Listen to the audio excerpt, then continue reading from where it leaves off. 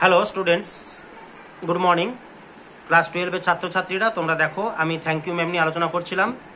Already দুটো class আমি করেছি। সেখানে আমরা যে জায়গায় থেমে আছি সেটা হচ্ছে রজারের বর্ণনা, অর্থাৎ রজার কেমন দেখতে ছিল, তার বয়স কত ছিল, তার অবস্থা কেমন ছিল, সেগুলো পর্যন্ত আমরা পড়েছি। দেখো, if he war 14 or 15, frail and উইলো wild in tennis shoes and blue jeans, এই জায়গা পর্যন্ত আমরা পড়েছি। এখনো পর্যন্ত আমরা দেখেছি যে মহিলা, সেই মহিলাটি রজারকে, এই ছেলেটিকে, যে ছেলেটি তার পকেটবুকটি ছিনতাই করার চেষ্টা করেছিল, তাকে কিন্তু বাড়িতে নিয়ে আসছে। কেন না, তার মুখের মধ্যে নোংরা লেগে আছে। তাকে প্রশ্ন করেছে তার বাড়িতে কেউ আছে কিনা, সে বলেছে না, তার বাড়িতে কেউ নেই। সেখানে কিন্তু মিসেস জোনস তাকে বাড়িতে নিয়ে আসছে তার মুখটা পরিষ্কার করে দেওয়ার জন্য। এবং এর মাধ্যমে আমরা দেখেছি, আমি আগের দিন বলেছিলাম যে মিসেস জোনসের যে চারিত্রিক বৈশিষ্ট্যগুলো, সেগুলো কিন্তু তোমরা ভালো করে খেয়াল রাখবে, যে মিসেস জোনস কতটা মানে তার সঙ্গে, রজারের সঙ্গে বা এই ছেলেটির সঙ্গে কেমনভাবে একজন মাতৃসুলভ আচরণ করছে, কেমনভাবে তার যত্ন নিচ্ছে, সেটা কিন্তু খুব ভাইটাল এই গল্পটার ক্ষেত্রে। দেখো, তারপর দেখো, দ্য ওম্যান সেড, মহিলাটি বললেন, you ought to be my son, তোর আমার ছেলে হওয়া উচিত ছিল। You ought to be my son, তোর আমার ছেলে হওয়া উচিত ছিল।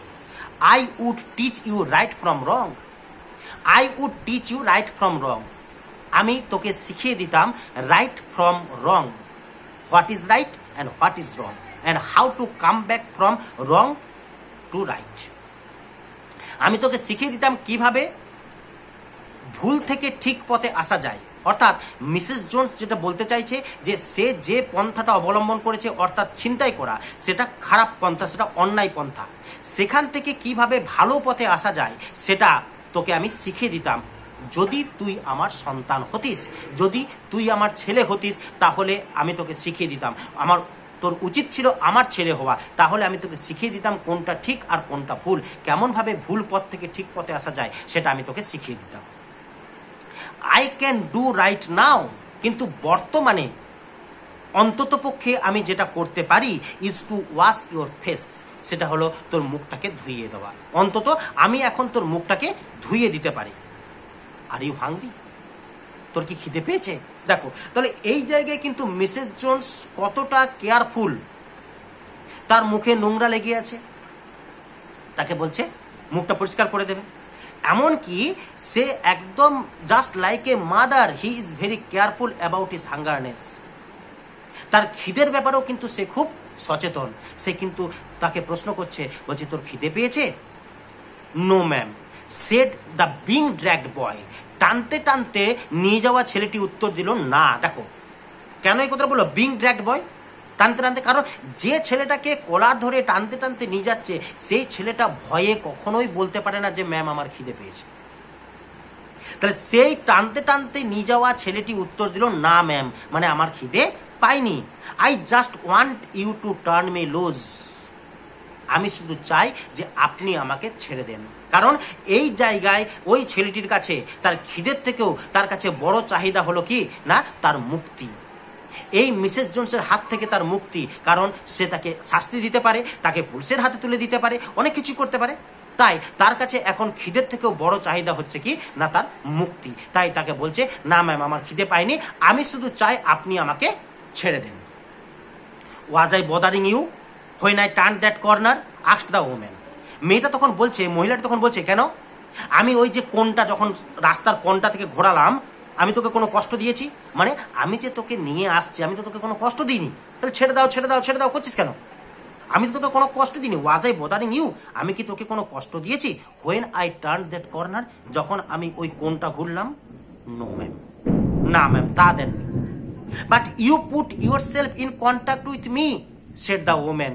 মেয়েটি তখন বলেন, কিন্তু তুই নিজেই তো আমার সঙ্গে এসেছিস, তুই নিজেই তো আমার সংস্পর্শে এসেছিস। ইন কন্ট্যাক্ট মানে সংস্পর্শে আসা, তুই নিজের থেকে আমার হাতে এসে ধরা দিয়েছিস, তুই নিজের থেকে আমার সংস্পর্শে এসেছিস। মানে কি, আমি তো তোর কাছে যাইনি, তুই আমার কাছে এসেছিলি ছিনতাই করার জন্য, তাহলে তুই নিজের থেকে আমার সংস্পর্শে এসেছিস, আমার কাছে এসেছিস। ইফ ইউ থিঙ্ক, এখন তুই যদি ভাবিস, দ্যাট কন্ট্যাক্ট, প্রথম দ্যাটটা হচ্ছে কনজাংশন, আর দ্বিতীয় দ্যাটটা হচ্ছে দ্যাট কন্ট্যাক্ট মানে ওই যোগাযোগটা, অর্থাৎ ওই যে ছেলেটি তার কাছে এসেছে, এই কন্ট্যাক্টটা, এই সংযোগটা, এই যে তুই আমার কাছে এসেছিস, এই যে সংযোগটা is not going to last avail, এটা বেশিক্ষণ টিকবে না। এটা যদি তুই যদি ভাবিস যে আমাদের এই যে যোগাযোগ হয়ে গেল, এই যে দেখা হয়ে গেল, এটা এখানেই শেষ হয়ে যাবে, এটা আর কিছু হবে না, আমি তোকে ছেড়ে দেবো, তুই চলে যাবি, আমিও আমার পথে চলে যাব, এটা যদি তুই ভাবিস, you got another thought coming, তাহলে তুই অন্য কথা ভাব। You got another thought coming, এটা মানে হচ্ছে যে তাহলে তুই অন্য কথা ভাব। তার মানে কি, যে তুই ভাবিস না যে তোকে এত সহজে আমি ছেড়ে দেব। তুই যদি ভাবিস যে তুই নিজের থেকে এসে আমার কাছে ধরা দিয়েছিস, এখন তুই যদি ভাবিস যে তোকে আমি এখনই এই মুহূর্তেই ছেড়ে দেব, তাহলে তুই ভুল ভাবছিস, তাহলে তুই অন্য কথা ভাব। When I get through with you, একবার যখন আমি তোকে পেয়েছি, একবার যখন তুই আমার সংস্পর্শে এসেছিস, একবার যখন আমি তোকে পেয়েছি, sir you are going to remember Mrs Luella Bates Washington Jones, তুই চিরকাল মনে রাখবি এই মিসেস লুয়েলা বেটস ওয়াশিংটন জোন্সকে। তাহলে ওই যে মহিলা এতক্ষণ ধরে আমরা পাচ্ছিলাম, মহিলা মহিলা মহিলা মহিলা, এতক্ষণে আমরা সেই মহিলার পরিচয় পেলাম। Who is that woman? Mrs Luella Bates Washington Jones, এটা হচ্ছে পুরো নাম, Mrs Luella Bates Washington Jones. মুখস্থ করবে, ইম্পর্টেন্ট শর্ট প্রশ্নের জন্য। তো বলছে একবার যখন তোকে আমি হাতে পেয়েছি, তখন তুই চিরকাল আমাকে মনে রাখবি, তুই চিরকাল এই মিসেস জোন্সকে, এই মিসেস লুয়েলা বেটস ওয়াশিংটন জোন্সকে তুই চিরকাল মনে রাখবি। Sweat popped out on the boys face, সঙ্গে সঙ্গে ছেলেটার মুখ দিয়ে ঘাম ঝরতে লাগলো। Sweat popped out, popped out হচ্ছে উপচে উপচে পড়া, sweat popped out on the boys face, ছেলেটার মুখ দিয়ে ঘাম ঝরতে লাগলো। অ্যান্ড বিগেন টু স্ট্রাগল, ধাকলা ধাকলি করতে লাগলো। কেন না, মিসেস জোন্সের হাত থেকে সে নিজেকে ছাড়ানোর চেষ্টা করছে, যে কোনোভাবে ছাড়িয়ে যদি আমি পালিয়ে যেতে পারি, তাহলে সে নিজেকে ছাড়ানোর চেষ্টা করছে। বিগেন টু স্ট্রাগল, ধাকলা ধাকলি করছে। Mrs Jones stopped, Mrs Jones থামলো। এতক্ষণ ধরে টানতে টানতে নিয়ে আসছিল, যখন টানতে টানতে নিয়ে আসছিল তখন রজার তাকে ছাড়িয়ে পালিয়ে যাবার চেষ্টা করছে, আর ঠিক তখনই মিসেস জোন্স থামলো। Jerked him around in front of her, তাকে ঝাঁকুনি দিয়ে তার সামনে নিয়ে এলো, পিছনে এইভাবে ধরেছিল, এখান থেকে সামনে এইভাবে সামনে নিয়ে এলো। সামনে নিয়ে আসার পর put a half nelson about his neck, তার ঘাড়ের মধ্যে, তার গলার মধ্যে হাফ নেলসন হিসাবে ধরলো। হাফ নেলসন মানে হচ্ছে it's just a hold capacity, just a holding capacity in the wrestling match. It's a gesture of holding in the wrestling match. Wrestling ম্যাচে যেমন ভাবে একটা মানুষ আরেকটা মানুষকে ঘাড়টা এইভাবে ধরে, সেইভাবে তাকে গলাটা ধরলো অ্যান্ড কন্টিনিউ টু ড্র্যাগ হিম, তারপর তাকে আবার টানতে টানতে নিয়ে গেল আপ দ্য স্ট্রিট, রাস্তা দিয়ে। তাহলে তাকে আবার কিন্তু রাস্তা দিয়ে যখন দেখলো ওইভাবে নিয়ে গেলে সে টানা হিজড়া করছে, পালিয়ে যাবার চেষ্টা করছে, তাকে সামনে নিয়ে এলো ঝাঁকিয়ে, নিয়ে এসে পরে তাকে গলাটা এইভাবে ধরলো। এইভাবে ধরলে আর কোনোভাবেই যেতে পারবে না, তাহলে তাকে কুস্তিগিরের কায়দায় এইভাবে ভালো করে ঘাটটা ধরলো।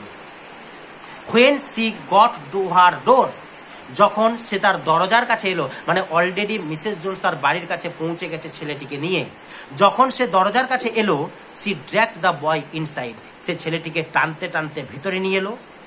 ডাউন এ হল, তারপর একটা হলের মধ্য দিয়ে নিয়ে গেল। And into a large kitchenette furnished room, তারপর একটা বড় রান্নার আসবাবপত্রে সজ্জিত রুম। লার্জ মানে বড়, কিচেনেট ফার্নিশড মানে হচ্ছে কিচেন মানে রান্নাঘর, তাহলে কিচেনেট ফার্নিশড মানে হচ্ছে রান্নার আসবাবপত্রে সজ্জিত একটা রুম। সেই রুমটা দিয়ে নিয়ে গেল at the rear of the house, বাড়ির পিছন দিকে। তাহলে এই যে রান্নাঘরটা, সেই রান্নাঘরটা কোথায় ছিল? বাড়ির পিছন দিকে। সেই রান্নাঘরের, অ্যাকচুয়ালি রান্নাঘর নয়, রান্নাঘরটা মানে ডাইনিং এর মতো, আমরা পরে দেখতে পাবো, সেখানে কিন্তু ছেলেটিকে নিয়ে গেল। She switched on the light, তারপর লাইটটাকে অন করলো। And left the door open, তারপর দরজাটি খুলল।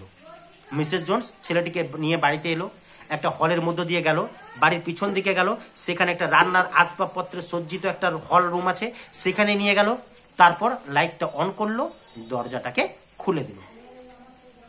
The boy could hear other roomers লাফিং and talking in the large house, the boy could hear, ছেলেটি শুনতে পাচ্ছিল আদার রুমার্স, অন্যান্য রুমের বাসিন্দাদেরকে, মানে ঘরটাতে অন্যান্য রুমে যারা ছিল তাদেরকে শুনতে পাচ্ছিল, লাফিং অ্যান্ড টকিং, যারা হাসাহাসি করছে এবং কথা বলছে, ইন দ্য লার্জ হাউস, সে বিশাল বাড়িটাতে যারা হাসাহাসি করছে এবং কথা বলছে। তাহলে যখন ছেলেটি বাড়ির মধ্যে এলো, মিসেস জোনসের বাড়ির মধ্যে এলো, সে কিন্তু এসেই শুনতে পেল যে বাড়ির অন্য রুমগুলোতে অন্য কেউ কিন্তু তারা হাসাহাসি করছে বা কথা বলছে। Some of their doors were open, আবার তাদের মধ্যে কারো কারো দরজাগুলোও কিন্তু খোলা আছে, অন্য রুমগুলো, সে অন্য রুমে যারা ছিল তাদের দরজাগুলো খোলা আছে। So he knew he and the woman were not alone, তাই সে এটা বুঝতে পারলো যে সে এবং এই মহিলাটা ওই বাড়িতে একা নয়। সে বুঝতে পারলো যে শুধুমাত্র ওই ছেলেটি এবং ওই মহিলা এরাই কিন্তু, এই দুজন কিন্তু বাড়িতে একা নয়, এছাড়াও এরা দুজন ছাড়াও কিন্তু এই বাড়িতে আরো অন্যান্য সদস্যরা কিন্তু আছে যারা হাসাহাসি করছে এবং গল্প করছে। এটা কিন্তু ছেলেটা বুঝতে পেরে গেল যে এই ঘরের মধ্যে আরো অন্যান্য ঘরের যারা সদস্য তারা কিন্তু এই ঘরের মধ্যে আছে।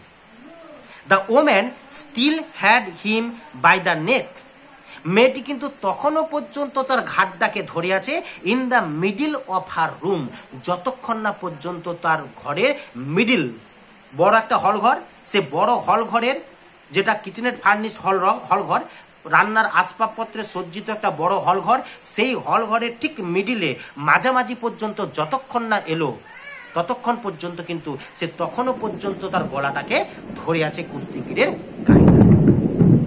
সি সেড, এরপর সেই মহিলা বললেন, হোয়াট ইজ ইউর নেম, কি নাম তোর? পরের দিন দেখব যে ছেলেটার কি নাম, সেটা আজ নয়, আজকে আমরা দেখতে পেলাম যে মেয়েটি কিন্তু অর্থাৎ মিসেস জোন্স, তিনি কিন্তু এরপর তাকে প্রশ্ন করেছেন যে ছেলেটির নাম কি। এখনো পর্যন্ত তাকে কিন্তু জানে না সেই ছেলেটিকে কি নাম তার কিছু জানে না। তাহলে এই জায়গায় কিন্তু মিসেস জোন্স তাকে প্রশ্ন করেছে যে হোয়াট ইজ ইউর নেম, তোর নাম কি। দেখবো তার কি নাম, পরের দিন কি উত্তর দেয়। Thank you.